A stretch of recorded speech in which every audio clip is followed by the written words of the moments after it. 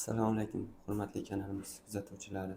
Sizlar bilan bugun yoshlar Python dasturlash tilida ajoyib sarguzashtlarga shog'iymiz. Python bu kompyuter bilan suhbatlashish tili.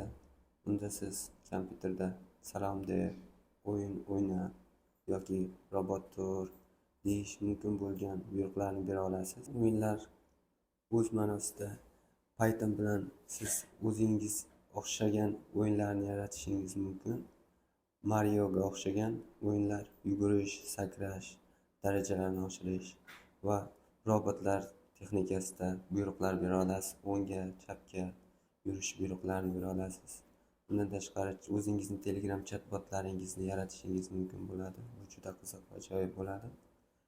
Keyin o'zingiz bilan olib yurgan portfolio settings tayyor bo'lsa, uni ham birgalikda o'rganishimiz mumkin bo'ladi. Pythonda ajoyib Backendda Django va Fast kabi muhim dasturlar bor. Artificial Intelligence va sun'iy intellekt Python dasturlash tilining asosi hisoblanadi. Siz chatbotlar taxmin qiluvchi tizimlar, yuzni aniqlovchi dastur yaratishingiz mumkin.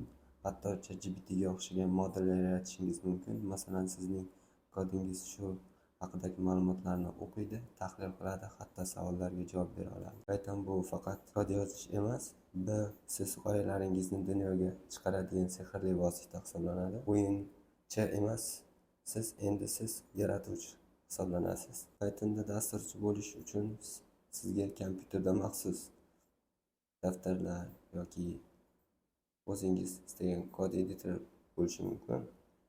Bunda biz sizlarga Tony'ni tavsiya etamiz. Tony bu kod editor o'zida jamlagan. Pythonni alohida o'rnatishingiz shart bo'lmaydi.